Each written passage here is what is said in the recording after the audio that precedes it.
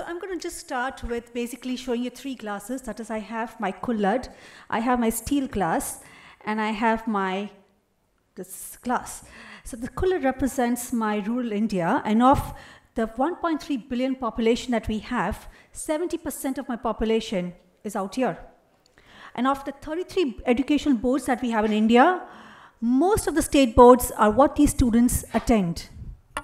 Then I have my small towns and my cities, and this represents my national boards, that is the Central Bureau of Secondary Education and the Indian Council of Secondary Education.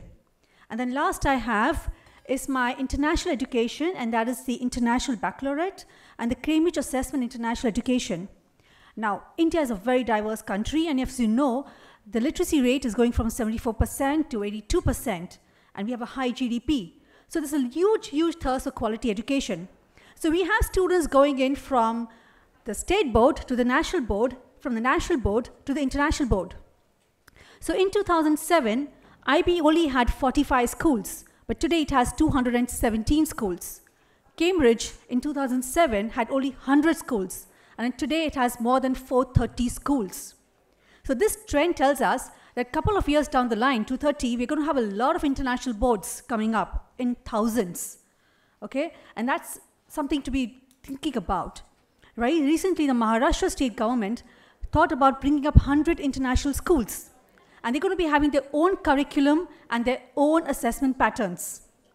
Now, if this goes successful, then a lot of other states are going to follow.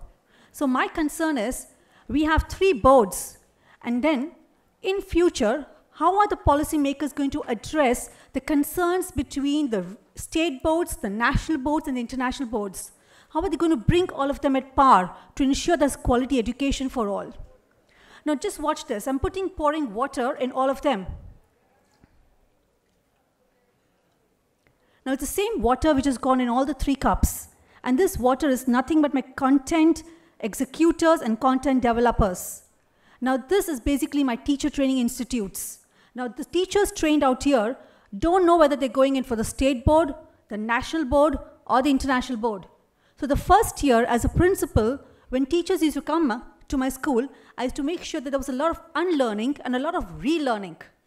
And that is a cause of concern.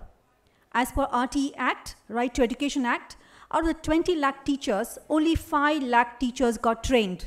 15 lakh teachers are yet to be trained. And that's very much what the policymakers need to look into. Because the teachers have to make sure that they give the right curriculum to the students. Now, I've been a physics teacher for the past 17 years. So 10 years back, when students came to me, they wanted me to make the curriculum simple and make sure that they attempted the paper very well. Today, the students come to me, they want me to make sure that it is connected to real life and it's very experiential. But 10 years down the line, they will expect me to make sure that they are taught for the job. And with the industries, the trending industries like AI, AR, virtual reality, the industries are moving at very, very fast pace, where education is still here. And therefore, there's a huge divide. And therefore, the policymakers will have to make sure that both the education and the industries is a strong liaison, a strong connection for education to come at par with the industries. Because what we require in the future are skills. And India is very good in functional literacies, like the numeracy and all those things, the number of people appearing for IITs, we are fantastic. But when it comes to competencies, like when it comes to critical thinking, problem solving, leadership, adaptability, those things are what we are lacking. Now currently, the Central Bureau of Secondary Education has planned to cut its curriculum by half to make sure that the students are doing a lot of skill-based education. So the heart is not the right place. But my question here is, where is the research to tell you what is to be cut and what is to be retained? And that is why I feel that today, with wonderful people around here, I'm sure that we're going to be able to make sure that there is a lot of bridging that's going to happen, because India is a beautiful country, and with the people in the right, with the heart in this right place, again I mention it, I'm sure someday we'll be the ones to show the way. Thank you.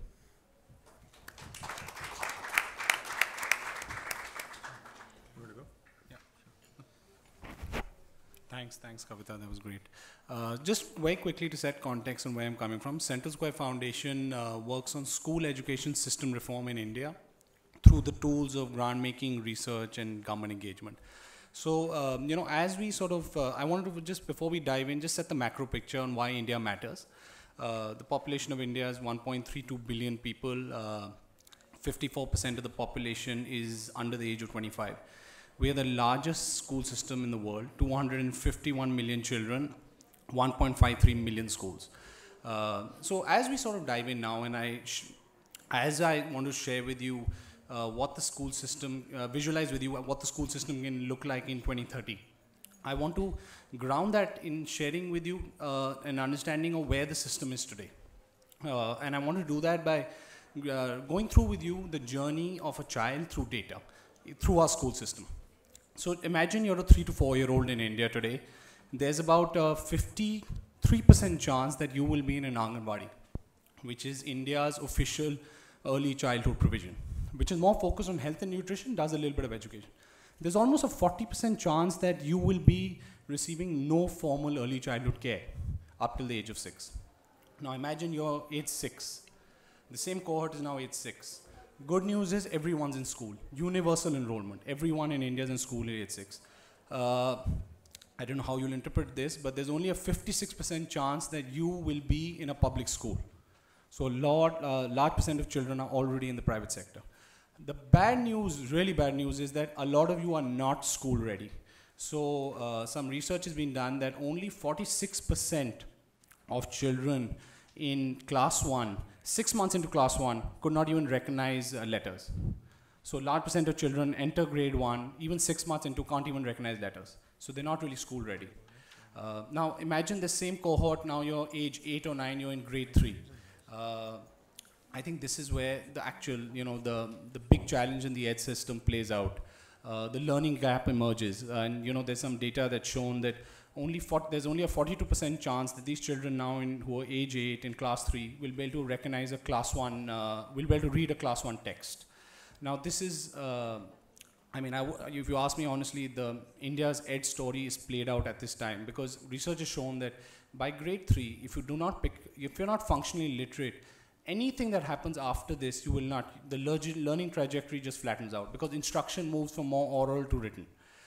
Further, another aspect of inequality which people, is often not shared is even within the public system, the performance of the 90th percentile child and the 10th percentile child is 2.5 standard deviations. So just to give that to you in perspective, that's the gap between the performance in the world's best school ed systems and the worst ed systems. So this is within the public system in India itself. Now the same cohort moves to middle school. Now they're in grade 6, they're grade 7, they're in grade 8. A lot of them are many grade levels behind. But because there's no external measurement, there are no external assessments, these children are progressing. Reality strikes actually when they hit secondary and higher secondary school because that's when this is the first time they face external assessments. So we have what we call board exams at grade 10 and school leaving exams at grade 12. A lot of these exams are not great. They are rote based, but they're administered rigorously. So a lot of children actually they get a sort of a shock and that they can't even sort of access that learning.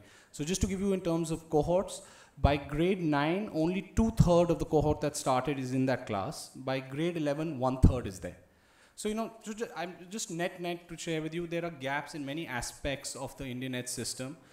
We believe that a lot of the gap is, a lot of the big challenge gets started in the early years. So from having heard that, I wanted to share with you some 4 or 5 big bang reforms that we believe are critical that India needs to work on leading up to 2030, and I'll categorize them around governance and quality.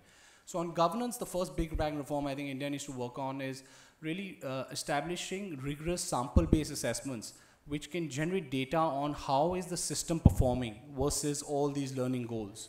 So how many children are functionally literate by grade 3? And then holding the system accountable against that. Good news is India recently did its largest ever sample-based survey. It tested 2.2 million children across grades 3, 5, 8. So we need to take forward these efforts and make some of this data more robust. And policymakers need to use it to hold the system accountable. So the central government in India is envisaging an outcome index where it will actually benchmark states against this data and even possibly link central funding to states based on improvement. So that's the first reform. Second reform is also linked to assessments, but of a different type. Now, what sample-based assessments does is it gives, you can hold the system accountable, you can't hold individual schools accountable. Now, the only sort of third-party census assessments, like I shared with you, that happen in India are at grade 10 and grade 12. But unfortunately, 700,000 of India's 1.1 million public schools only go to grade 5. So all those schools have no third-party assessments. We don't know even if children learned how to read, write in those schools. So here, what we believe is that India needs to establish key stage exams early in the system. So something like grade 5, grade 8, grade 10, 12, and these need to, of course, be reformed. They shouldn't encourage rote learning. They should encourage conceptual understanding. But we need to generate this rigorous data. Third big bang reform we're recommending around governance is related to the private sector. So like I shared with you, already 43% of children go to private schools. We believe as income levels increase, this is only going to inch upwards. If you, the government needs to ensure that all children are learning, whether in the public or in the private schools. So here the reform really is to establish a regulatory framework which can hold the private sector accountable to learning. And the way they can do that is through some of these key stage exams that are administered in both public and private schools. And the principles of regulation have to be that I'm going to hold you accountable to learning, but I'll give you complete autonomy in operations. So these are three big bang reforms on governance. The last two reforms around quality. On quality, the two things I would quickly share with you. The first reform is really around taking on this, in mission mode, this goal of making all our children functionally literate by the end of grade 3. I mean, we can even start setting up a national literacy mission to get this done. It's critical, and until we do this, Indian children are not going to move ahead. There's some global system researchers have shown that how a poor performing edge system becomes a middle performing edge system. You don't make your average children better, you take your tail and you pull them to the middle. And that's what we are recommending. On the second thing around quality is EdTech. We believe that EdTech in the near to middle term can be a game changer in India, especially from the perspective of both teachers as well as students. And just very quickly, so from teachers, we believe tech can democratize access to effective teacher instruction. From the perspective of students, there's a lot of heterogeneity in classrooms in India. There's data that over 80% of children in a grade 8 classroom are over 3 grade levels behind. No teacher, no superhuman efforts of a teacher can ever teach to a classroom like this. So tech can ensure that children receive personalized instruction that's suitable to their level and they can learn at their own pace. So I know I've sort of, shared a lot of different data and statistics. Happy to sort of brainstorm this in the Q&A. Thank you, Bikkrama. And so I think next we're going to go with Shaheen. Fantastic. Thank you.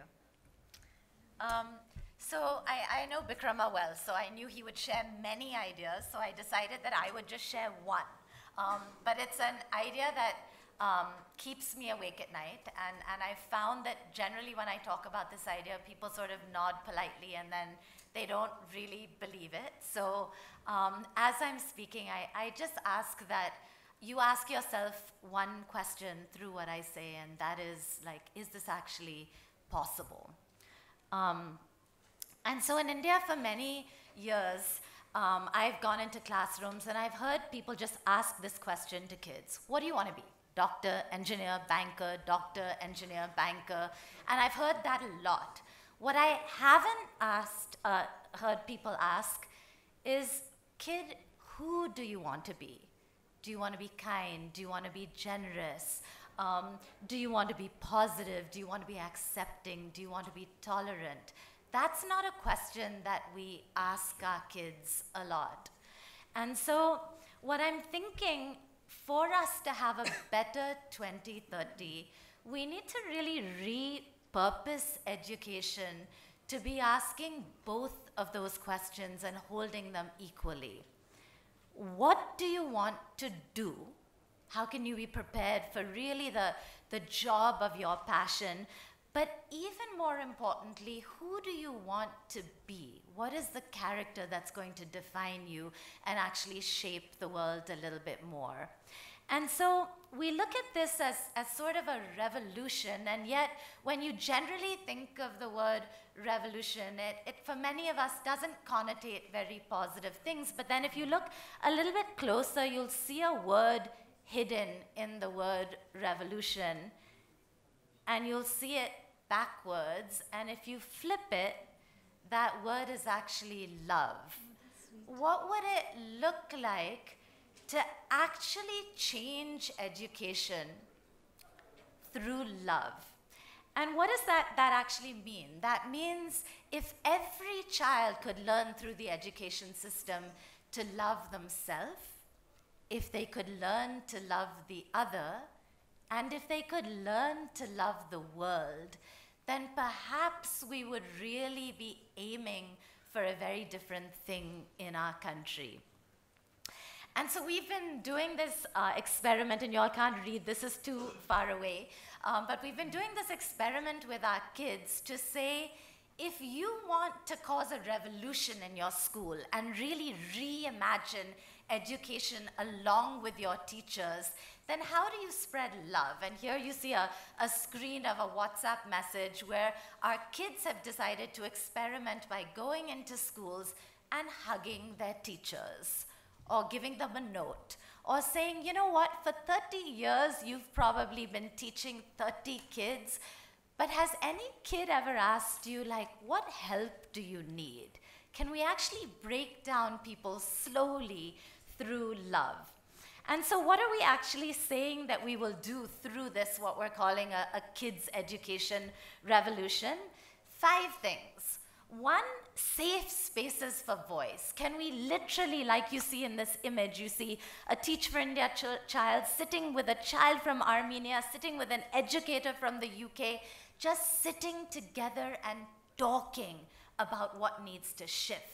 And as I was looking out in the plenary session today across, I don't know how many, 3,000-4,000 of us, I was thinking, where are the kids? How would this conversation look fundamentally different if we had half of us in this room and in this conference were actually kids? So that's sort of the first idea. The second, and I love this image where you see an educator and a kid as a partner. What would classrooms look like if instead of a teacher feeling, I have the overwhelming responsibility for 30 kids in this class, or in some cases 100 kids or 150 kids? No, we're a community of learners responsible for each other. And what would that look like if we could actually deliver upon that? The third one, kids as change makers, not in the future, but today. What would that look like? And here you see our 9-year-olds in Chennai who decided that they wanted to create a sign language because they had a child in the class who was hearing impaired. Imagine the learning, the skills, the values, the competencies that they learned through that.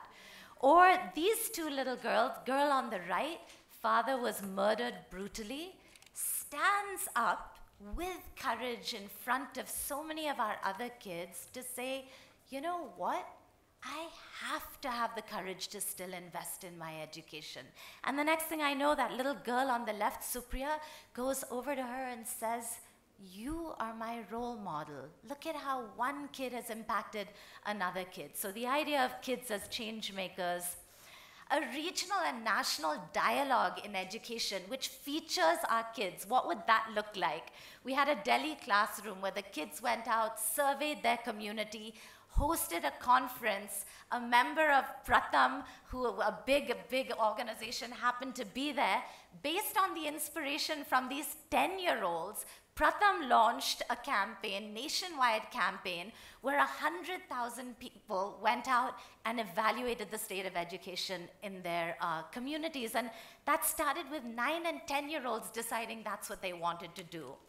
Or, as we saw so powerfully this morning, the kids in Parkland actually standing up and saying, you know, maybe we can take on something that for 2 decades we haven't been able to make any traction on as a country in the US. Or here you see Principal Secretary Education in Maharashtra with one of our kids, and look at that conversation happening, and look at what's going to shift because you see an educator actually listening to a student. And finally, how do we get our kids and our teachers to just experiment in reimagining education. So here are two examples from a workshop we did where we got kids just to prototype what the education of the future was. And on the left, they actually created a school for everyone. They actually said, why is school for kids? What if grandparents and adults and kids all went to school together? Imagine what they could learn. Imagine what they could teach each other. How beautiful. Or on the right, they said, what if we could connect kids across the world through an app that just got all of us excited about really changing education? And so really, what is the big idea? The big idea is shared power and shared ownership. That can we remember that the problem's way too big for us to solve it on our own. If we have in India our 320 million children on our side with us, look at the power of that. Can we remember that actually the traditional hierarchy is so hard to have filter down, right? If you're able to change the school principal, maybe the teacher's resistant. If you're able to change the teacher, maybe the policy maker's resistant. But if you go straight to the kid and you say, kid, what can you do along with us? Maybe that's a faster way to shift. And finally, the biggest reason why is think about yourself as a child. And I would argue that for many of us, we've actually lost a lot of what we were naturally as kids. We were curious and courageous, and we didn't care if we sang in public about what people around us would say, and we were able to live in the moment, and we were really, really idealistic. We have that in our kids today. And so really, this is the idea. We're so much stronger when we move from this idea of for our kids to with our kids. And could our education system be radically shifted if we were able to really share power and ownership? Shaheen, thank you very much. That was extremely inspiring. And sorry to bring down the shades of the prison house, but we've got another 7-minute presentation that we're going to get through now. So lastly, Aditya. So Shaheen and I were fighting because I didn't want to go after her. After that inspiring speech, it's a difficult act to follow. I want to sort of combine a little bit of what Bikkrama was saying and where Shaheen is going, and give a sort of administrative perspective and a social perspective to what Indian children are facing. What is the administrative perspective? The administrative perspective is the public education system that Bikram described, with 1.5 million schools. You have to remember that it was designed pre-independence. It was designed at the time of the British rule. It was designed to educate 5% of the population. It was not designed for universalization. It was designed for law and order, right? For making sure that people complied, and it was designed for clerical roles.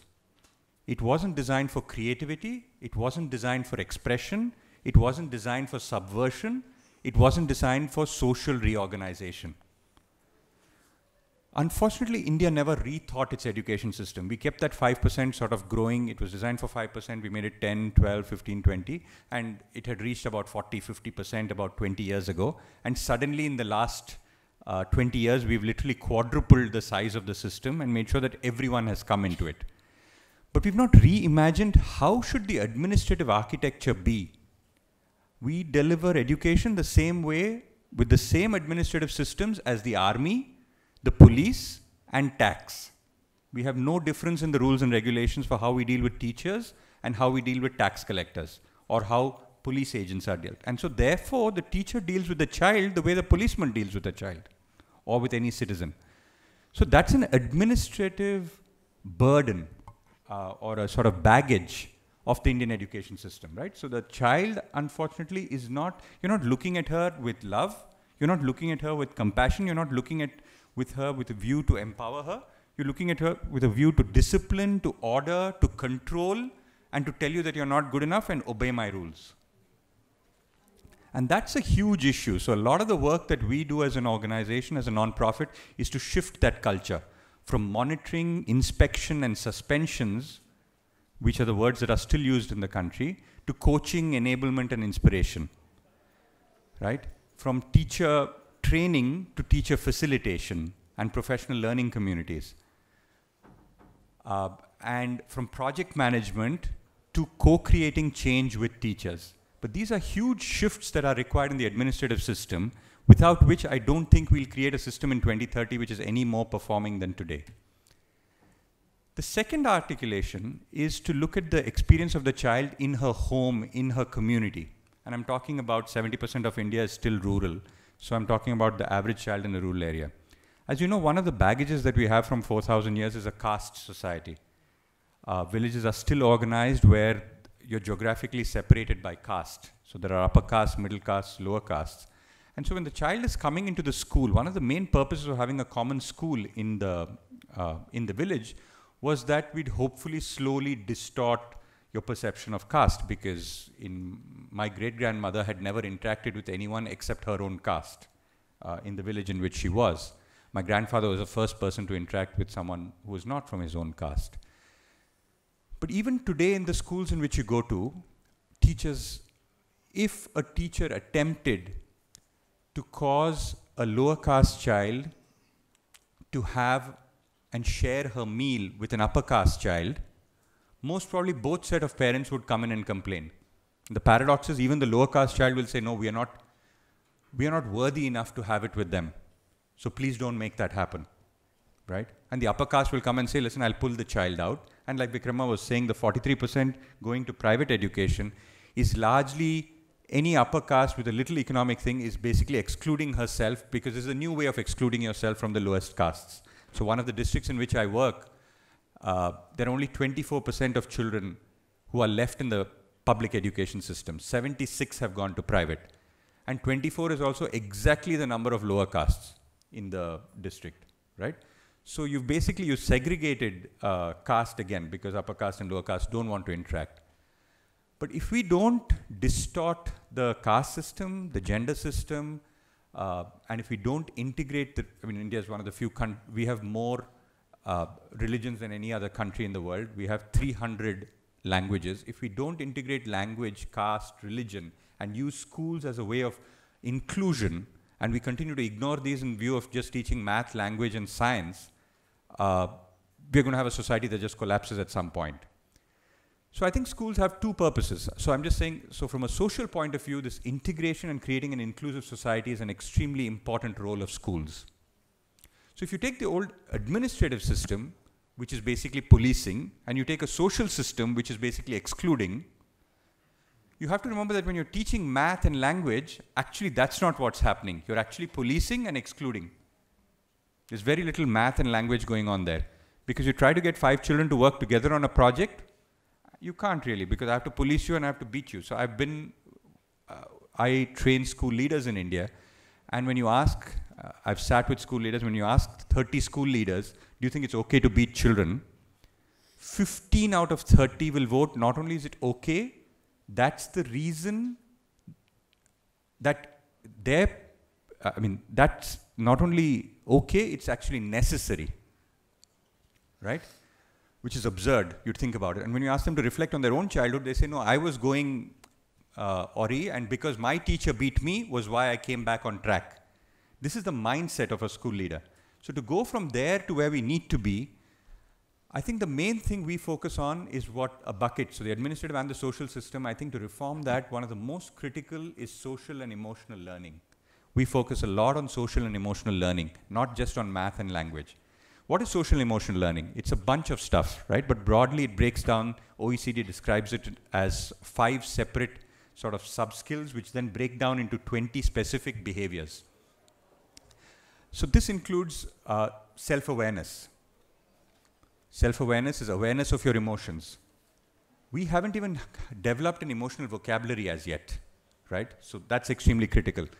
The self-efficacy of a girl child at the age of 10 to believe that so what if you're a girl, you're still entitled to an opinion. Is it useful to have math and language without believing that you're entitled to an opinion? For me, having an opinion is much more important than literacy or math. To be able to put it out there that I have an opinion, and it's okay to have an opinion, it's okay to have it irrespective of my age, I'm entitled to it. So this is the whole self-awareness bit. Then there's the whole self-regulation bit. When there is conflict, how do I deal with it? When there is stress, how do I deal with it? Because it's a society in transition. We're moving from a patriarchal, hierarchical, top-down society to a society where, based on your point of view, not based on your age, not based on your relationship with authority. Now, at that time, the child is needing to negotiate. The photographs that Shaheen showed, that child has never heard. His father never negotiated with anyone. So he's only seen his father bow down in front of a government officer. He's the first one who's expressing himself. That is so critical, so critical for the child. So the whole self-regulation bit. Then the social awareness and empathy, right? Not only am I this thing, so exactly Shaheen stole my thunder, which is not only about your own awareness, but awareness of people around you and what emotions they are going through. What level of care and generosity are you able to show to people around you? That's very critical. What level of respect are you able to give to opinions outside of your own? Because there are going to be, these are different castes and different religions coming together to the same school. So what level of that are you able to do, right? And then finally, collaboration and teamwork. Ultimately, all our exams are one-on-one exams. If I remember in my school, if I even asked a friend what, anything from the textbook, the teacher would like shout at me, throw a chalk at me, and say, look back at your textbook. And then when I came into the work environment, they said, collaborate with these 5 people and create something. And I said, but that's what the teacher told me not to do. So this stark difference, I mean, unless we start it in schools that I'm allowed to know, but if I'm interacting with her, I'm most probably chit-chatting. I'm not chit-chatting, I'm discussing. I'm trying to create knowledge, I'm trying to find out her point of view. So these transformations, unless they happen in the classroom, math and language alone is not going to work. And especially when we're looking at something right up to 2030, the 2 skills which are actually going to be least required in 2030 are probably reading and arithmetic. You already have a calculator for arithmetic. You will definitely have Google into which you can just talk and it will give you something. But the skills which are not going to be replaced by computers and AI in the next 12 years is definitely empathy, self-management, emotional. The caregiving professions are the professions of the future. Teachers, caregivers for old age, nurses, these are the professions which are not technical professions but emotional. Psychologists, right? Mental health professionals. These are the professions which are going to come out. So actually we have a huge chance to leapfrog the existing system from science and math and standard stuff and actually go to the next level, because we've not yet built up a system that anyway delivers science or math. So we might as well go ahead and try and develop systems which actually deliver social and emotional skills for the children so that they can be gainfully employed in the future. Thank you.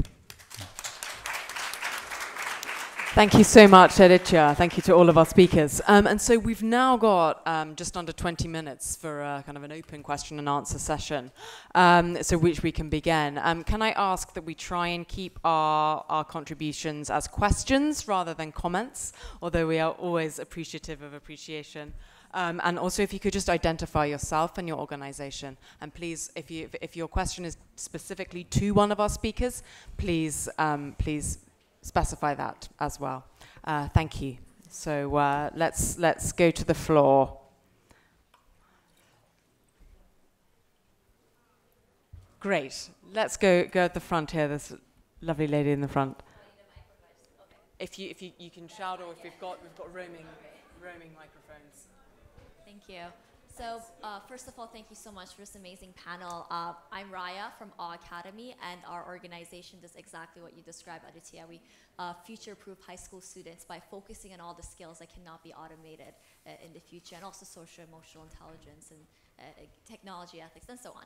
And we also offer cutting-edge professional development training for educators. And one of the questions I had for you and the rest of the panel was, you talked about those teachers that are so traditional and so old-fashioned in their thinking. My question to you is, how exactly do you even get them to opt in or to consider something like this, right? Because even the motivation for change needs to be there to begin with. So do you have any strategies or advice when dealing with such educators and trying to get products or services like this in front of them? Thank you. Do you want to take 2-3 questions and then Let's take a couple of questions and then answer as a whole. So let's try and get to back. So the gentleman in the blue over here. Education has been subjected to what's called tyranny of normal. I was looking at listening to you all four on Indian educational scene. education is subversive activity in India. If you look at the recent changes in the central board secondary curriculum, there's no educational voice here.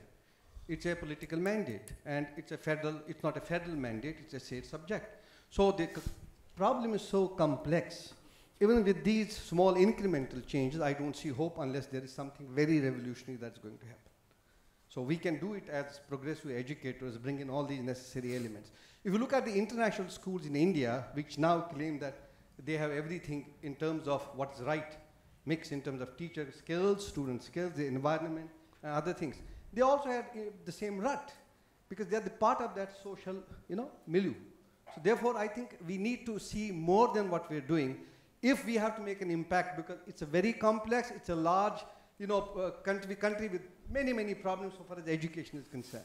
And I remain optimistic. It's not that I've given up, but I still see that what is that magical wand we will have that it can then reach out to every child there. Can we just take the gentleman in the blue shirt, sir? Over. Thank you. My question to Mr. Natraj. Hi, I'm Saif Kamal. I'm from Bangladesh. And Mr. Natraj, the question is, you mentioned about coaching and enabling. I think that's a great thing because everybody talks about the macro level of what needs to be done. We all know that. Would you give an example of how you're coaching and enabling? Some examples would be great to learn from you in your process. Thank you.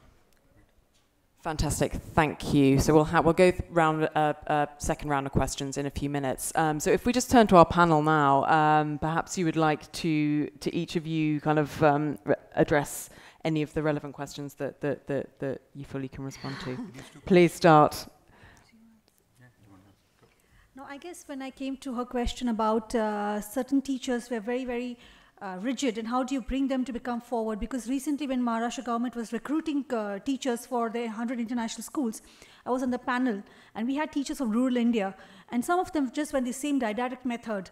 So it was very, very difficult to talk to them. So what we did is we actually sat down one-to-one and we did an introspection. So I had a 15 minutes introspection with each and every teacher. I said, what is your lesson? What do you think I learned from this lesson? And with that introspection, I kept on asking, why? Why were you doing this? Why? And after that why, suddenly the person had no answer. And I said, I didn't enjoy your lesson. So if I didn't enjoy it, what do you think the students are going to enjoy? So I guess that sitting one-to-one is the only way that I can see it happening. Addressing a group of teachers one and giving a workshop is not going to happen at all. But you have to make sure that you do a lot of strong why. That 5 whys needs to go with the teacher. If I can build on what Kavita was saying, one of the exercises we find very useful is to help the teacher visualize what she wants from the child, right? So if we say, okay, this child is in grade 1, 12 years out from now, what is the world going to look like? Teachers have never paused to think this through, right? So when you say, and if you get a group of 20 teachers together, they start thinking about it and they say, there's going to be more technology, there's going to be more globalization, right? There's going to be more inequity, okay? And they all know this, but they finally put it down on a chart. And you say, okay, for that world, which this child is going to enter into, what skills does she need? And then they started listing it, right? They're saying she needs to have X, she needs to have Y. She needs to have technology skills. She needs to have empathy to be able to deal with this. She needs to be able to deal with complexity and ambiguity. She needs to be able to work in a team. She needs to have a global perspective and an inclusive thing. And we say, okay, and what are you doing? And then there's a silence in the room. We are making sure she succeeds in this system. But this system is not going to be applicable. And at that, I've done it with padres, I've done it, who run schools, I've done it with multiple groups, but just helping them just reflect on what is the world that these children are going to enter, what are you doing which is relating to that, I found that just opens them up. And they know the answers. I think teachers are bored of someone else telling them the answers. They know the answers, they just don't have spaces to reflect and therefore change practice. Bikkrama, Shaheen? Maybe I'll take the magic wand question. I actually don't think there's a magic wand. I think the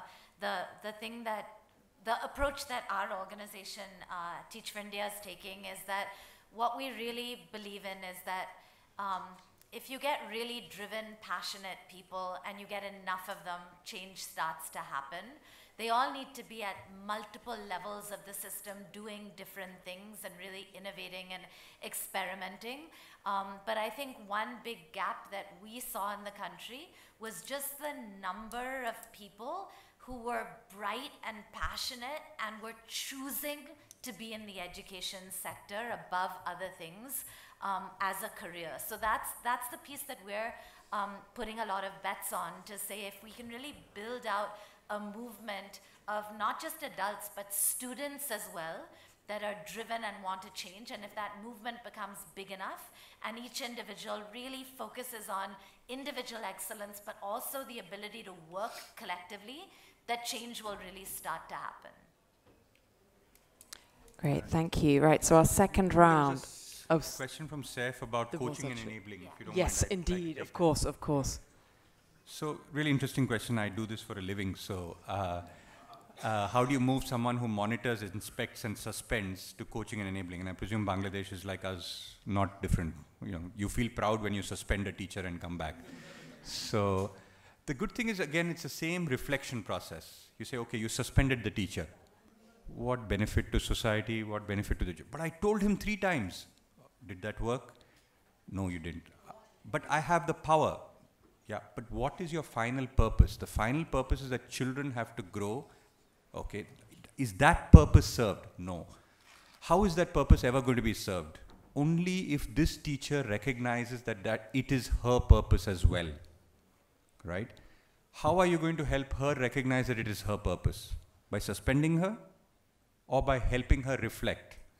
So your only choice is to help her reflect. So we do a lot of sessions on how do you do active listening, how do you do open-ended questioning, how do you do non-violent communication, how do you do appreciative inquiry to help the teacher discover what she wants to become. And we believe that's a fundamental set of skills that don't even exist in our society. And on top of that, then you build coaching and enablement skills. But that's a whole set of sub-skills that you need to build before you can transform that. So it is a 3.5, 4-year process for that. Okay, brilliant, thank you. So we've got the first question here. It's always nice when I've got the microphone. The one thing is, it's probably worldwide, is a lot of curriculums are still based back in the 1960s. But one of the things I'm really impressed with India is India's actually made the big push to actually go to that next step. But what is really difficult is it's so much change, because if you look back at the 1960s and we look at the stats, how many kids did go to school? So my question is, in 2030, when India actually does have a lot of extra students that are actually at a high level, what effect will that have on India, and what effect would that have on the rest of the world? When you have a lot of extra children, what do you mean by When you that? have a lot of students going to school, when you have a lot of students going to school, what effect will it have on India and the effect it will have on the world, right? Have I got that right, correct? So you already have 93% going to school. We already, as per Right to Education Act, we already have students 97.3% go to school today. My question is basically, when you've got a large amount of your population which are educated because they've gone through the system, what effect will that have on India? Okay, and then we've got a question. We've got a couple round here. So one, and then, don't worry, we'll go to you next. Hi, I'm Tanjilut from BRAC, Bangladesh. So my question is, the changes that are happening now, these are kind of coming at a very higher speed. But the changes in the curriculum and assessment system are not that kind of speedy. So how India is trying to cope with that, and kind of what are your plans related to that, kind of from where the push is coming and those sort of plans? Thank you. Okay, brilliant. And sorry, can we just come down here to the, thank you. Hi, I'm Nawaz. I work with a startup, and at the same time I work on educational research. What we see is in India, a lot of major dropouts happen by the age of 9th, 10th and 11th class.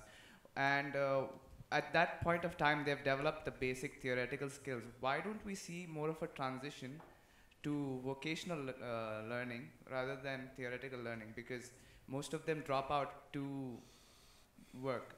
And we've seen HCL recently do a campaign where they hired kids right out of school. Why don't we see more institutions moving into that? Okay, thank you. We'll go for a third round. Okay, brilliant. So we've got your question on the effects of the higher proportion of society being educated in the next few decades, and then secondly we have a question on transitions. Yeah. So maybe I'll kick it off. Go for it. So maybe I'll take strands of a few of the questions. I think what I heard was, I think there were a couple of questions around curriculum and standards, and I think that's an important element. And then I think there was a question really on school to work transition, and I think what I'll try and answer what you're talking about on, you know, on what, when we equip these children with the right skill, what will have an effect on the country. So I think on curriculum assessment standard is actually, as we've sort of, you know, if you go into the, you know, you start to, look under the boot and say, listen, why are children not really learning? And I think, you know, and we are now investing in research to ground this, but, you know, if you see a grade 1 book in India, I showed you the data. Children have not got early childhood care. They suddenly receive this book that's been designed by our curriculum authority that is based in Delhi, that builds curriculum for all schools in the country, public and private. It's not appropriate for the context in which these children are. They can't read that book.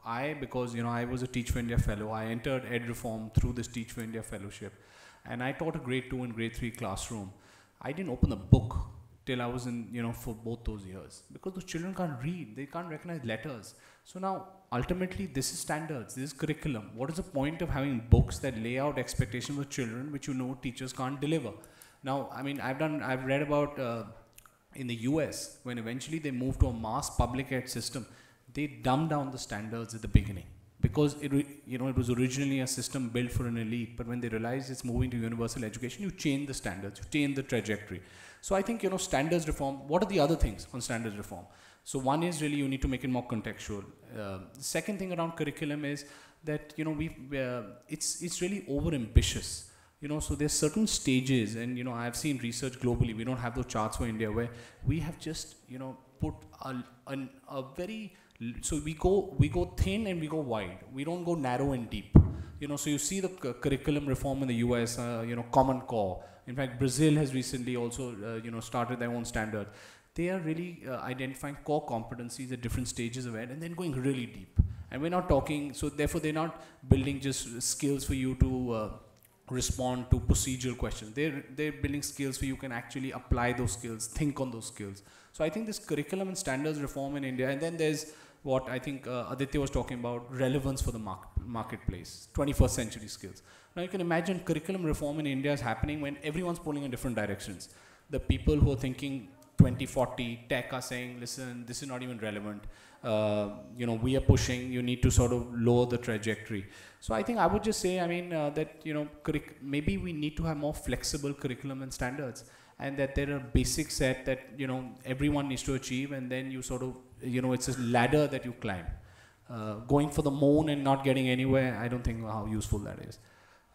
Yeah, I'll just say that. On assessment reform, I'll just very quickly mention again, you know, India's move, I think even a lot of global ed conversations have moved from no testing to now there's crazy amount of testing happening in ed reform, in ed systems in India. So there's ed systems in India where children are tested monthly, all children.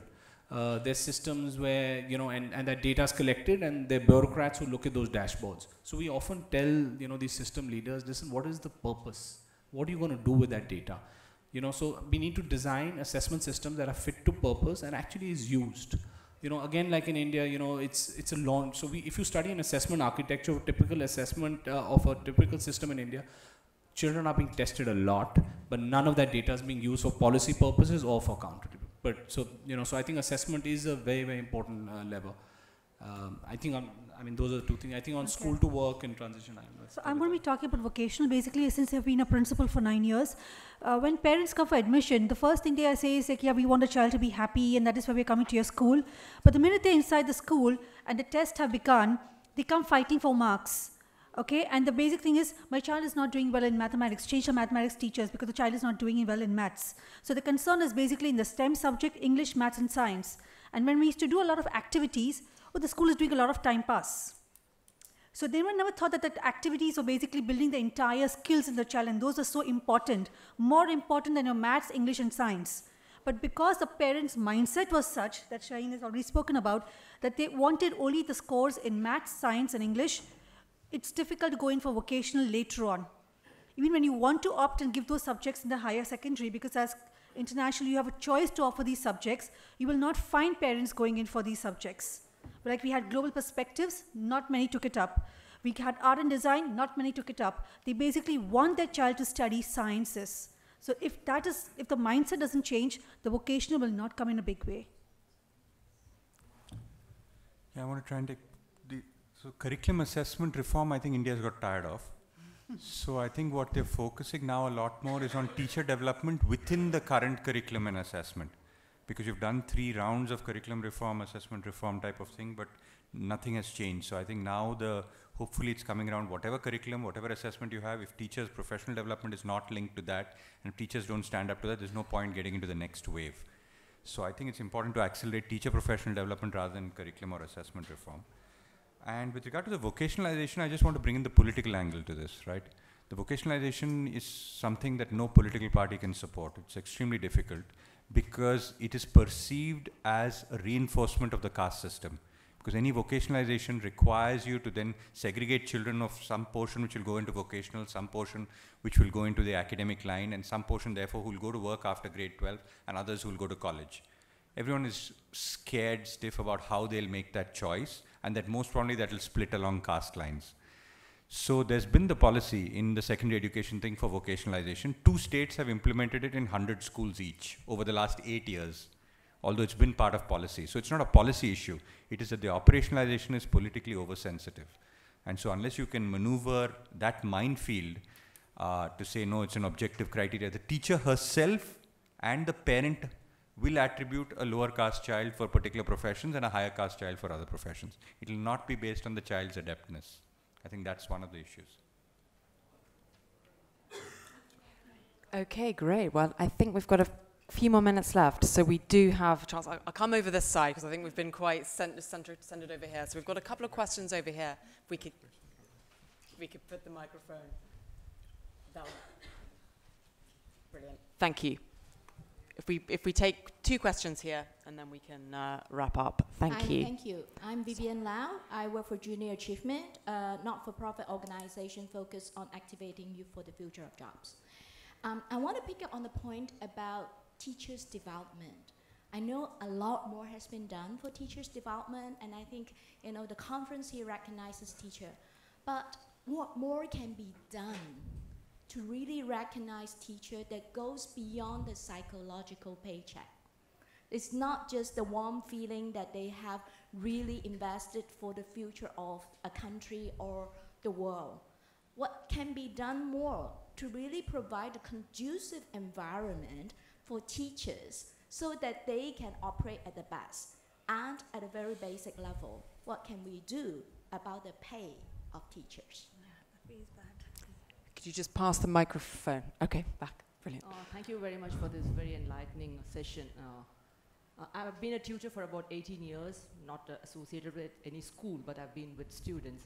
What I have seen, as it was discussed here, is mostly the parents are the ones who have stood against, creative learning.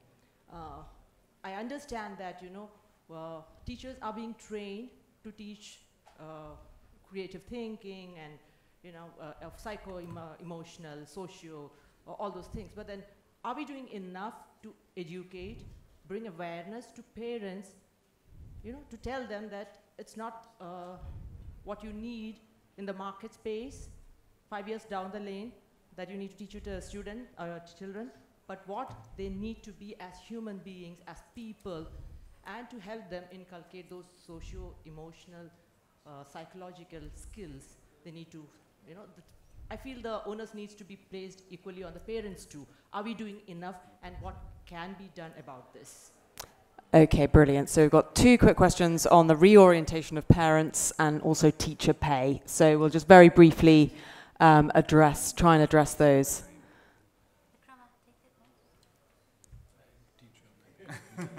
Shaheen, does nobody? The parent one is absolutely right. I think the level of investment required for parent re-education is probably as much as teacher development. Yeah.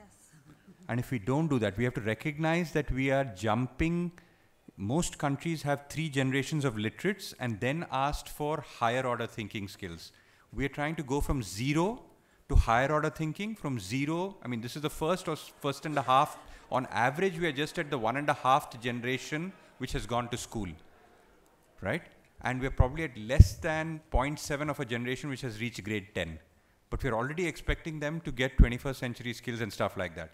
So the parent re-education, if it's not integrated into the teacher development process, and you're expecting parents to already be enlightened, but the parent is not even, she can't even read. So how do you expect her to get new points of view?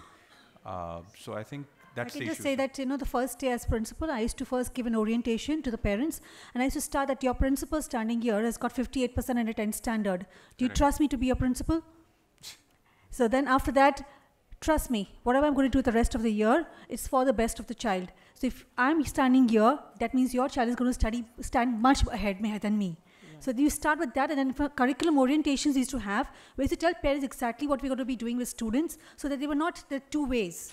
Otherwise, the parent will teach one way, the child will learn some other way, and there'll be a lot of conflict. So in school, we used to do these small things to make sure that the parents were as part of a learning process. I hope there will be some more, concerted collective campaign to re-educate and make parents more aware of the needs. Absolutely. Thank you very much. With regard to the question on teacher development, I just want to say that I thought there were 2 or 3 questions in that, right? There's one is on pay, one is on environment, and one is on actual teacher investment. On pay, if you take the average pay of a teacher and put it as a ratio of per capita income, India is one of the highest in the world, in government schools, right? Because basically our per capita is very low, and so comparatively government school teachers are actually, so the government school teacher in a village is the biggest money lender, because he's the only one who's assured. 99% of people are agriculturists who don't have income during the year. He's the only one who gets a regular paycheck every month. So actually pay might not be an issue in rural areas. Urban areas, I completely agree with you, right? On environment and teacher development, I can't agree more. I think the environment is not for one which supports, encourages, inspires her. It's not one which invests in her. It doesn't want. I've spoken with teachers who say, what do you expect me to do? This is how my teacher taught me. I don't understand the concepts myself. I was taught in the same government system, right? I went to a bad college myself. So how much better than that can I be? And if you need to accelerate that, the only way is to douse in heavy amounts of, like what Bikkrama said, technology for the teachers to be educated, first of all, so that teachers learn these concepts. When you go to grade 7 competencies, 60% of teachers we found are not able to do the grade 7 competencies themselves, but they're teaching it, and they're teaching all the way till grade 10. So there's a limit to how much you can teach when you don't understand yourself. So I just want to say that basically right now I'm currently working on a research of connecting STEM in school to industry, where I'm sending teachers for internship to industries. And I request principals to help me take the teachers and make them intern in industry, so that, when they go back to students, they're talking about relevant examples. Many of the principals, when I approached them, said, my teacher's already very good. So when you have a mindset like this, it becomes very difficult. But some of them have been very progressive, and I'm doing with some of the schools right now. Fantastic, brilliant. Right, I'm getting stares from this man in the front row. So we've got 1 minute. This is your lift moment. Cool. What do you want to say to these 4 esteemed guests? Yeah. My name is Moaz. I'm a public policy professional. So happen to study in an Indian curriculum school. I think it would be fitting for you to kind of shed light on, if you were the Minister for Education stepping out of this conference, all of you are gonna answer this. What's the one policy you're gonna change? Let's say you get out of this conference as the education minister for your country, and you're responsible for policy. Just one policy change from all of you. And it's politically feasible, or you don't have to worry about no that? Political. No pestle analysis over here. No? Okay. Vocationalization of secondary education.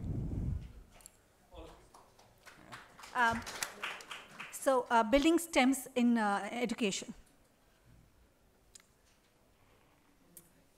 I think some policy that ensures we just get the best people into teaching. I'm going to say one of the 5 I said. I'll say key stage exams, grade 3, 5, 8, across public and private schools, that don't test curriculum knowledge, that test achievement of some basic competencies. Robust data that I can have. Excellent. Right, guys, thank you so, so much. And thank you all for your time. Enjoy your next session.